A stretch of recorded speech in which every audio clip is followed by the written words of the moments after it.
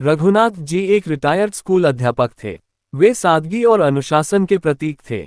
उनके घर में एक पुस्तकालय था जिसमें हजारों पुस्तकें थीं। जब रघुनाथ जी का देहांत हुआ तो उनके बेटे सुमित ने घर का नवीनीकरण कराने का निर्णय लिया।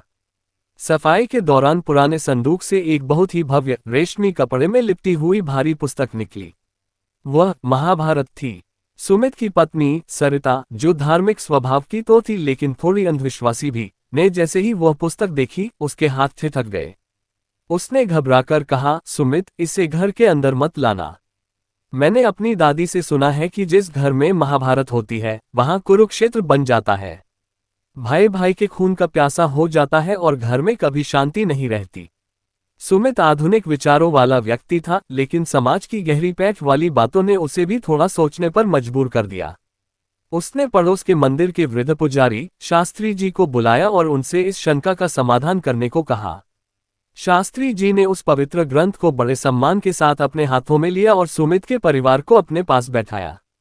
उन्होंने जो स्पष्टीकरण दिया वह किसी भी व्यक्ति की आंखें खोलने के लिए पर्याप्त था। उन्होंने कहा, बेटा, दुनिया में सबसे बड़ी विडंबना यह है कि लोग उस ग्रंथ से डरते हैं जो हमें विनाश से बचने का रास्ता सिखाता है। कलह का कारण ग्रंथ नहीं, अज्ञानता है। शास्त्री जी ने समझाया कि महाभारत क्या करना चाहिए से ज्यादा क्या नहीं करना चाहिए की शिक्षा है। यदि कोई व्यक्ति यह पढ़ता है कि जुए शकुनी की चाल ने कैसे एक साम्राज्य को नष्ट कर दिया, तो वह कभी सट्टेबाजी या जुए की ओर नहीं बढ़ेगा। यदि कोई ये देखता है कि एक स्त्री द्रौपदी के अपमान ने पूरे कुल का नाश कर दिया, तो वह नारी के प्रति सम्मान करना सीखेगा। पंचम वेद का दर्जा, इसे ऋषियों ने पंचम वेद कहा है। क्या कभी वेदों का ज्ञान घर में कलह ला सकता है? बिल्कुल नहीं। श्रीमद् भगवद गीता का जन्मदाता, महाभारत का सबसे महत्वपूर्ण हिस्सा भीष्म पर्व है, जिसमें गीता का उपदेश है। यदि महाभारत घर में नहीं होनी चाहिए तो क्या हमें गीता को भी बाहर निकाल देना चाहिए? गीता तो कर्तव्य और कर्म का सर्वोच्च ज्ञान है।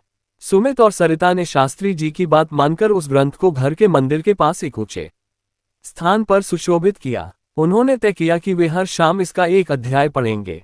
अगले कुछ महीनों में जो हुआ वह उस अंधविश्वास के बिल्कुल विपरीत था।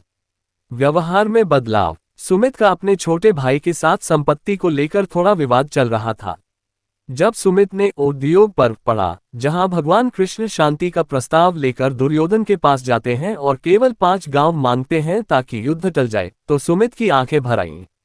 उसे समझ आया कि शांति के लिए थोड़ा झुकना कायरता नहीं बल्कि बड़प्पन है। उसने अपने भाई को बुलाया और स्वयं आगे बढ़कर समझौता कर लिया। घर में कलह आने के बजाय सुलह आ गई। बच्चों पर प्रभाव। सुमित का बेटा अर्जुन बहुत जिद्दी था।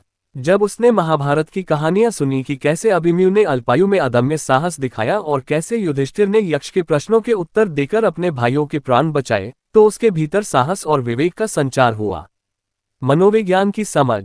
महाभारत दुनिया का सबसे बड़ा मनोवैज्ञानिक ग्रंथ है। इसमें हर तरह के मानवीय स्वभाव जैसे कर्ण की दानवीरता और कुंठा, भीष्म की विवशता, गांधारी का मोह का वर्णन है। इसे पढ़ने से व्यक्ति को लोगों की पहचान करने में मदद मिलती है। रणनीति और प्रबंधन मैनेजमेंट। आज के कॉर्पोरेट जगत में महाभारत की रणनीतियों को सिखाया जाता है।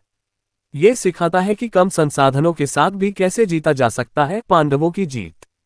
कर्म का सिद्धांत। ये ग्रंथ स्पष्ट करता है कि व्यक्ति जैसा बीज बोएगा वैसी ही फसल काटेगा। ये डर पैदा नहीं करता बल्कि जिम्मेदारी का एहसास कराता है।